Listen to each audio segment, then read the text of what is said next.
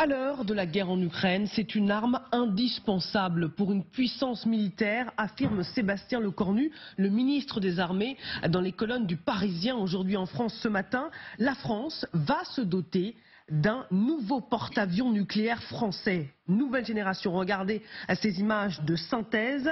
Nous allons enclencher définitivement le début de sa réalisation fin 2025, début 2026. Il reviendra au président de la République de donner un nom au successeur du Charles de Gaulle. Quelle force de frappe le nouveau fleuron français sera-t-il capable de rivaliser avec les puissances militaires russes et américains?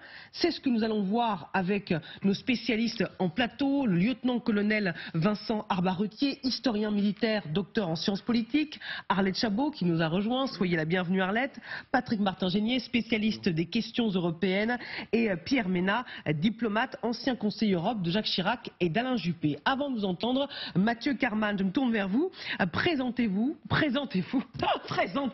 ce nouveau porte-avions nucléaire. Mais vous l'avez dit Marie-Aline, tout est détaillé dans cet article du Parisien par la voix du ministre des Armées Sébastien Lecornu. Ce porte-avions remplacera donc le célèbre Charles de Gaulle mis en service en 1994. Je vous propose désormais de découvrir le calendrier de cette mise en place. Fin 2025, début 2026, la construction débutera. Elle sera opérée par Naval Group, Technip Atom ou encore les chantiers de l'Atlantique et se fera essentiellement en France. Les essais à la mer, eux, débuteront en 2036 jusqu'en 2037 avant une mise en service, cette fois-ci en 2038, si et seulement si il n'y a pas de retard. 12 ans donc avant une mise en service. Pourquoi cela est si long? Eh bien tout simplement car c'est un bateau qui n'a pas de prototype, pas de réel prédécesseur et il est bourré de nouvelles technologies. Ce porte-avions, nouvelle génération, est selon Sébastien Lecornu une cathédrale de technologie et de compétences humaines de 75 000 tonnes, une usine sur l'eau bourrée de vapeur, d'électronique et de nucléaire. 75 000 tonnes donc pour ce bateau qui peut supporter 2000 marins, des avions de chasse et 2 mini-centrales nucléaires puisque ce porte-avions sera désormais à propulsion nucléaire. Selon le ministre des Armées, le coût de ce nouveau porte-avions est estimé à 10 milliards d'euros, dont 5 milliards qui seront décomptés de la prochaine loi de programmation militaire. Sébastien Lecornu qui vante toujours dans les colonnes du Parisien le savoir-faire français. Il n'y a que 2 pays au monde qui savent construire et mettre en œuvre un porte-avions avec propulsion nucléaire, ce sont les Américains et nous. Enfin, vous l'avez dit Marie-Aline, ce porte-avions n'a pas encore de nom, ce sera au chef de l'État Emmanuel Macron de le nommer avant la fin de son mandat. Mathieu, quels sont les autres pays qui détiennent aussi un porte-avions nucléaire? Eh bien, très peu d'avions détiennent de porte-avions. La Russie, la Chine, l'Inde, le Royaume-Uni ou encore les États-Unis. Vous découvrez les chiffres juste en dessous. La Russie, par exemple, détient un porte-avions, le Royaume-Uni 2, la Chine 2, l'Inde 1 et les États-Unis ont 20 porte-avions en tout. Précisément, ils en ont 11 Catobar et 9 Stolz, c'est-à-dire que ce sont 2 catégories différentes de porte-avions. Merci beaucoup Mathieu Karman pour toutes ces informations, toutes ces explications. Pourquoi cette arme est indispensable? Pourquoi il nous faut un nouveau porte-avions nucléaire? Bien d'abord, avant on avait en permanence 2 porte-avions, bon, qui n'étaient pas nucléaires, qui étaient à propulsion normale, conventionnelle, donc c'était le Foch et Clémenceau, et ça permettait à la Marine nationale d'avoir une permanence à la mer, H24, tous les jours, 365 jours sur 365. Aujourd'hui, nous n'avons plus qu'un seul porte-avions, certes à propulsion nucléaire, mais qui est, grosso modo, quand on regarde la presse, qui est immobilisé 6 mois sur 12, puisque après une campagne, il doit être ensuite il va à Toulon, voilà. Ce que j'ai compris, c'est que le nouveau porte-avions est en fait prévu pour être en remplacement du Charles de Gaulle. Ça veut dire que le Charles de Gaulle qui a été armé et mis en service au début des années 2000, bien, au bout de 26 ans de service, ou de 30 ans même d'ailleurs, sera bon pour la casse, et pourra être vendu à une autre puissance peut-être. Et donc ce nouveau porte-avions en fait est destiné à remplacer le Charles de Gaulle. Ça veut dire qu'on va continuer à avoir un seul porte-avions à la mer. Alors pourquoi c'est important pour la France? Tout simplement parce que la France, en dehors de la partie métropolitaine de la France doit être présente dans les Antilles, mais c'est pas tellement là qu'il est utilisé, mais c'est surtout dans le Pacifique, où là, on a des compétiteurs qui sont importants, dont la Chine. Et donc, on ne peut pas laisser nos communautés d'outre-mer dans le Pacifique sans une protection navale conséquente qui puisse dissuader un éventuel compétiteur d'attaquer nos intérêts ou de nuire à nos intérêts. Donc voilà pour la France. Plus que peut-être pour des pays continentaux comme pour l'Allemagne, où l'Italie, c'est un point particulier, c'est la Méditerranée. Donc les Italiens ont leur porte-avions, le Cavour. Chez les Britanniques, on remarque qu'il y a 2 porte-aéronefs qui ne sont pas à propulsion nucléaire, mais qui existent et qui permettent aux Britanniques d'avoir une permanence à la mer de la Royal Navy, au moins d'un porte-avions, même s'ils ont eu de nombreuses déconvenues avec le Queen Elizabeth, d'après ce que j'ai compris. Le fait que les États-Unis aient 20 porte-avions nucléaires, la Russie un seul, le Royaume-Uni 2, qu'est-ce que ça dit du rapport de force? En fait, quand on reprend les principes géopolitiques, les États-Unis sont une puissance thalassocratique, une puissance de la mer. Donc pour eux, c'est vital d'avoir sur 2 océans 2 flottes suffisamment équipés pour non seulement faire face à des menaces, mais éventuellement les prévenir. Venir à l'aide d'alliés qui sont plus faibles. Alors, dans le Pacifique, il y a le Japon, il y a Taïwan, il y a la Corée du Sud, et pas simplement face à la Chine, mais ça peut être aussi face à la Corée du Nord ou face à la Russie. En outre, il y a aussi la nécessité pour les Américains d'être présents en Méditerranée et dans l'océan Indien, avec aussi des accords de défense. Alors en Méditerranée, c'est l'OTAN, donc la flotte américaine est un maillon très important de la présence otanienne en Méditerranée. Et dans l'océan Indien également, puisque on connaît l'accord de défense qu'ont les États-Unis depuis 1945 avec l'Arabie Saoudite, avec les pays du Golfe. Donc là aussi, ils doivent être en mesure de prévenir une attaque. Alors ça veut dire quoi, prévenir? C'est-à-dire d'abord dissuader avec une présence d'avions, de navires qui montrent qu'ils sont en capacité de réagir ou d'agir, dès lors qu'ils estimeront que, et c'est toute la finesse du mot anglais preemption par rapport à prévention au nom français, la preemption, c'est attaquer avant que l'adversaire vous ait attaqué, mais quand on est sûr de ses intentions d'attaquer. Alors si vous voulez, ça veut dire quoi? Ça veut dire qu'il faut avoir en permanence dans le monde, à la mer, puisque les mers couvrent 2/3 des espaces, avoir un moyen. Alors celui de la France est certes un moyen unique, 6 mois sur 12, mais suffisamment dissuasif parce que le fait qu'il soit à propulsion nucléaire le rend complètement autonome en matière d'énergie. Ce qui n'est pas le cas des autres porte-avions qui, eux, doivent recompléter soit en mer, soit à port leur carburant. Ahmed Chabot, dans le Parisien, Sébastien Lecornu explique qu'avoir un groupe aéronaval renforce notre présence bien au-delà de notre propre espace maritime. Il assure notre autonomie pour mener des opérations en mer et depuis les mers sans dépendre d'autres puissances. C'est aussi une question de souveraineté pour la France? Alors j'ajouterais 2 phrases qui sont importantes dans l'interview effectivement du ministre des Armées. Il dit, en justifiant le choix effectivement de mettre en route la construction de ce porte-avions, sommes-nous condamnés au déclassement? Oui. Voilà, un moment où en France on parle beaucoup de déclassement. Nous devons tenir notre rang. Donc l'annonce de la mise en chantier du porte-avions, c'est susciter une certaine fierté française. Bien sûr, il y a la référence au général de Gaulle dans l'interview du ministre des Armées. Ça, c'est le point numéro 1.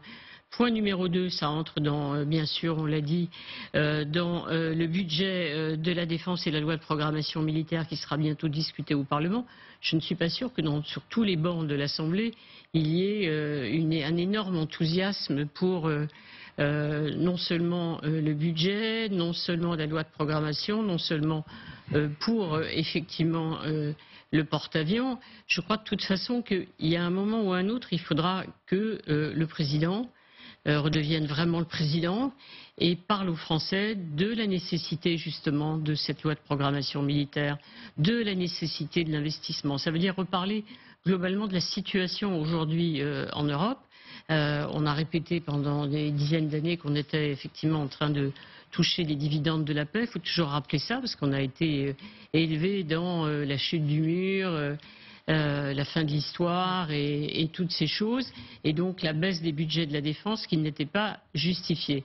Donc là, on bascule dans un autre monde, mais je pense que la bascule, même si le président l'avait évoqué à la fin du mois d'août, mais c'était en Conseil des ministres, il faut un jour qu'on présente et qu'on parle de ce sujet aux Français, évidemment, pour justifier ces investissements, expliquer vraiment qu'ils sont nécessaires, et pas juste en insistant sur la fierté nationale, en ajoutant même que le futur porte-avions dont le président de la République choisira le nom est 100% français. Quand on est défenseur et qu'on veut mettre en avant la défense européenne, dire c'est nous qui le faisons en 100%, on peut s'interroger. Il y avait des projets communs avec d'autres pays qui à l'époque étaient membres de l'Union européenne et qui ne le sont plus, des coopérations du côté du Royaume-Uni, mais effectivement c'est un tout petit peu paradoxal. Patrick Martin-Génier. Oui, je crois que ce qui vient d'être dit est tout à fait pertinent. Merci. Je crois que c'est vrai, parce que la France, c'est une grande puissance. Elle n'est pas uniquement là pour défendre la France, elle est là aussi pour défendre l'Europe. C'est-à-dire que la France doit être aussi le parapluie, d'une certaine façon, de l'Europe. Si l'Europe était attaquée, la France, au service de l'OTAN, peut mettre en avant ses moyens technologiques. La France est une puissance importante, membre permanent du Conseil de sécurité. Vous savez que c'est très important, cette instance, même si elle est présidée aujourd'hui par la Russie, pendant un mois. Et voilà. Et donc, en plus, la loi de programmation militaire. Si nous n'étions pas en situation de montrer qu'on est capable d'afficher une vraie défense, nous ne serions plus crédibles à l'étranger. On serait extrêmement fragilisés. Par ailleurs, c'est un instrument, un outil considérable qui va permettre à la France d'être présente sur toutes les mers, et notamment dans le fameux Indo-Pacifique. Il y a quand même plus d'1,5 million Français qui vivent dans l'Indo-Pacifique, et lorsqu'on voit aujourd'hui qu'il y a une alliance entre l'Australie, le Royaume-Uni et les États-Unis pour la construction du fameux AUKUS, le fameux sous-marin nucléaire, donc avec ces trois pays, eh bien, il est important que la France montre qu'elle est capable d'être présente, de sauvegarder les intérêts de ses citoyens, et également de jouer un rôle dans l'Indo-Pacifique pour être une puissance crédible. Et donc, cette loi de programmation militaire de 415 milliards d'euros, c'est quand même quelque chose de considérable et qui est destiné en réalité à montrer aux puissances étrangères, attention, il ne faudra pas s'attaquer à la France. Mais pourtant, colonel, je voudrais revenir sur un point, et ceux qui critiquent justement l'investissement, on rappelle, 10 milliards d'euros pour ce porte-avions nucléaire, certains experts mettent en cause l'utilité de ce type de bâtiment qui a connu son heure de gloire pendant la Seconde Guerre mondiale, et souligne sa vulnérabilité à l'heure des conflits modernes. Ces aéroports flottants forment des cibles toutes désignées pour des missiles hypersoniques russes ou chinois et seraient difficilement employables dans une guerre comme celle qui a lieu en Ukraine, entravée dans leurs manœuvres par l'étroitesse de la mer Noire. Qu'en pensez-vous? Alors tout d'abord, le porte-avions ne se déplace pas seul. Il a un groupement aéronaval autour de lui, avec des frégates anti-sous-marines, avec des frégates anti-aériennes, avec des bateaux de soutien également, des sous-marins qui patrouillent autour de lui. Donc en fait, ce n'est pas simplement le porte-avions qui se déplace, c'est avec lui tout un environnement aéronaval. Et comme c'est un environnement aéronaval, il est aussi en mesure de détecter des menaces qui viennent bien au-delà de la situation où se trouve le porte-avions. Donc en fait, oui, on peut comprendre un porte-avions vulnérable, mais tous les porte-avions sont vulnérables, si vous voulez. Russes, voilà. Le problème, c'est comme on l'a dit auparavant, la France, en temps de paix, ayant un porte-avions, si vous voulez, relaie son message de membre permanent du Conseil de sécurité de l'ONU. Et en fait, le général de Gaulle, lorsqu'il a défini ce que le général Poirier, qui est l'un des mousquetaires de la force nucléaire stratégique, disait que voilà, la défense de la France, c'est bien sûr la France métropolitaine, c'est le sanctuaire, depuis déjà Louis XIV, avec les forteresses de Vauban-Autour, mais ce n'est pas que le sanctuaire, c'est les intérêts en Union européenne, dans l'Europe, donc avec les alliés européens de l'UE et de l'OTAN, mais aussi les intérêts français dans le monde. Et quand on parle des intérêts français dans le monde, c'est les pays africains du Moyen-Orient avec lesquels nous avons des accords de défense, mais ce sont également les Français qui sont dans le monde et des citoyens binationaux. Donc le porte-avions, c'est en temps de paix un langage politique fort. Lorsque le porte-avions Charles de Gaulle se déplace dans une région en crise, eh bien c'est pour la diplomatie française un outil important. Oui, en fait, il faut s'interroger sur le moment parce que on voit bien le calendrier qui a été avancé, donc c'est un calendrier à assez long terme, à moyen terme en tout cas, donc 2038. Pourquoi en parler maintenant? C'est un signal. C'est le signal, comme cela a été dit, d'une hausse du budget militaire. D'ailleurs, en fait, qui ne sera que partiellement pris sur la nouvelle loi de programmation, puisque la moitié est prise sur le budget ordinaire des armées. Deuxièmement, il est vrai, moi je rejoins ce qui a été dit tout à l'heure par Alain Chabot, il est vrai que c'est un domaine où il n'y a pas vraiment de projet européen. Pour l'instant, il y a un projet européen, un grand projet européen qui est le SCAF, donc l'avion de combat avec le système de chars. Bon, il faut voir comment ça va se dérouler, mais dans ce domaine-là, le seul pays avec lequel nous sommes en compétition en Europe, je parle bien, en Europe, c'est le Royaume-Uni. Donc il faudrait alors, il y a eu quand même le dernier sommet franco-britannique où les choses sont reparties, mais ça va prendre du temps. Et dernier point, vous posiez la question sur les États-Unis tout à l'heure, à juste titre. C'est tout simplement, il faut tout simplement regarder les proportions des budgets militaires. Donc les États-Unis, c'est 850 milliards en 2023, budget militaire. Donc la France, c'est autour de 50 milliards. Même si on monte un peu, on va arriver à 55 peut-être.